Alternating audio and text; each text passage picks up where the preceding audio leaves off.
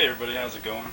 This is going to be a video of my SKS, Norinco SKS, made in China. Probably made in the late 70s. I'm not exactly sure, just because the Chinese really didn't keep track of their serial numbers very well. Unless you're lucky and you have an Arsenal 26 SKS, which I do not. So I'm never going to know. Let's see, the Russians designed this gun before the Chinese started making it, and then they came up with the AK, decided maybe they don't need so many of these, sold some of their equipment, manufactured equipment to China, showed them how to make them, and they did a good job making them. After that, I believe they went to Yugoslavia and produced them for a few years there too. Matter of fact, I believe nowadays that's the only imports that we're getting is from Yugoslavia. Obviously, this isn't the original configuration. It is Bubbarized. Not by myself. I bought it Bubbarized, so I have no shame in my game.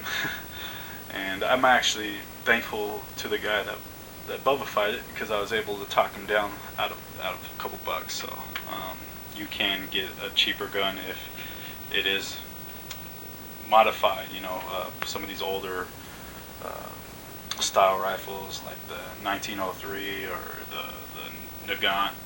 They don't have the value if you start changing things around. But like I said, when I got this, it didn't have the wood stock. It didn't have an attached magazine, which is just a little bit smaller. This is a 20 round. They usually come in 10 round magazines, which attaches to the gun, and you're not able to detach it in the middle of a firefight, I guess, and put another one in. I changed out the back sight, the rear sight. That used to sit right here, ladder sight. I'm not very good at these sights, so I went ahead and purchased a tech sight right here. It's a rear peep sight. It adds, I think, about 16 inches of sight radius, so that's definitely cool in my book. When I added this, I had to pull the takedown pin, which makes it really easy to take apart. You just pull this up, pull it out, this comes off, and the bolt and everything comes out. But now I have to unscrew it every time, which is kind of a pain in the butt and adds time and process to field stripping, which makes this not very good to field strip in the field, but it's not that hard either. Front sights. Let's go there too. Williams Surefire front sights, fiber optic. Not a huge fan of fiber optic, but I went ahead and tried these ones out just because I was having issues, hitting things up 150 yards, 200 yards. But now it's no issue. I'm good. It came with this steel mag, 30 round mag, which it runs, so I kept it. Sometimes the problem with the steel magazines is these lips right here will bend up and everything, and you always have to play with them. These newer Norincos, I bought 2 of these after I bought the gun. They're a little bit more sturdy here on the lips. It's plastic, but it's a stronger plastic. It won't bend up or anything. Then I went ahead and purchased this just for the looks, and I actually really like this gun, or sorry, magazine.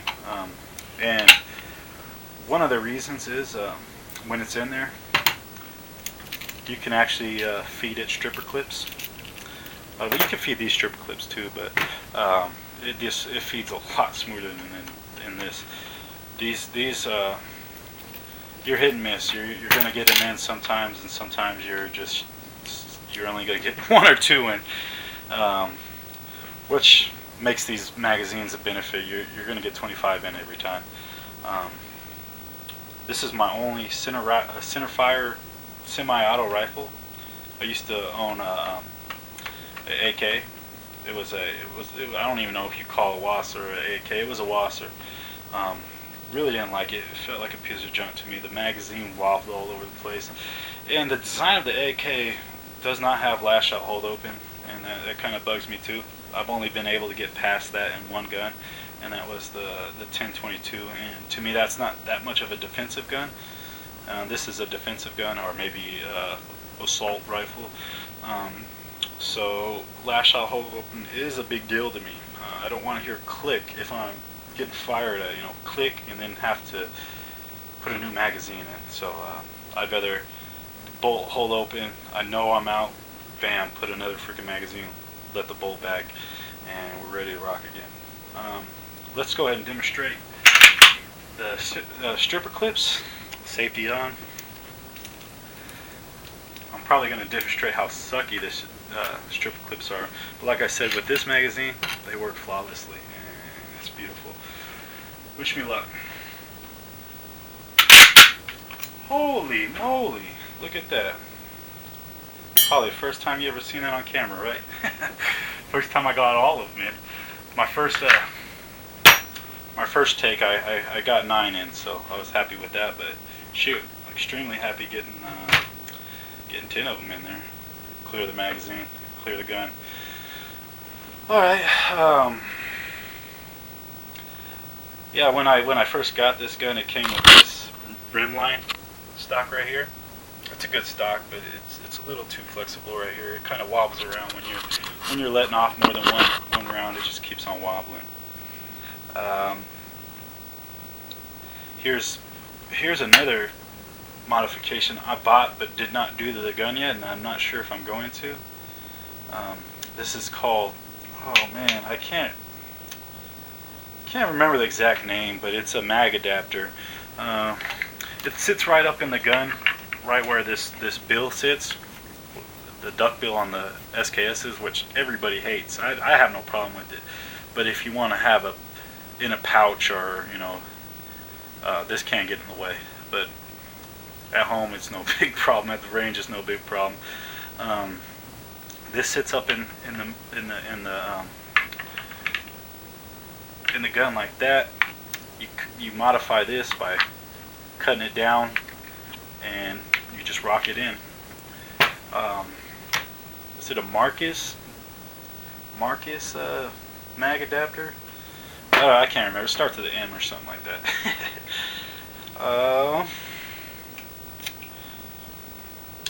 The main reason why I purchased this gun was in case stuff hits the fan, really. It's not my bug out gun, it's my bug in gun.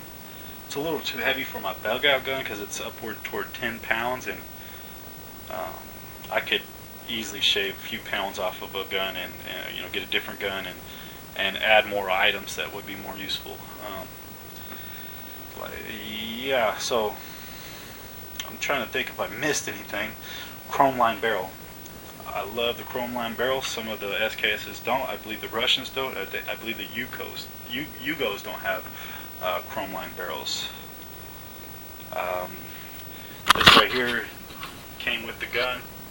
It's a cheap bipod. It's adjustable, but it doesn't swivel or anything. But it sure does the job. It attaches to the old bayonet lug where the bayonet used to attach to. Beautiful gun. I love this gun. I wouldn't trade it for a thing. Well, I would. I heard these guns are going about $800 right now. So if you want this gun for $800, get hold of me. Wow, I can't imagine paying $800 for an SKS. That's crazy.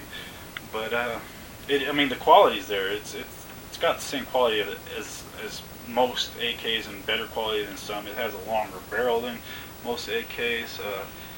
It's more accurate than my Walser that I shot. I haven't shot too many AKs to compare it to, so I'm not gonna, say that it's way more accurate. But it was way more accurate than my Walser.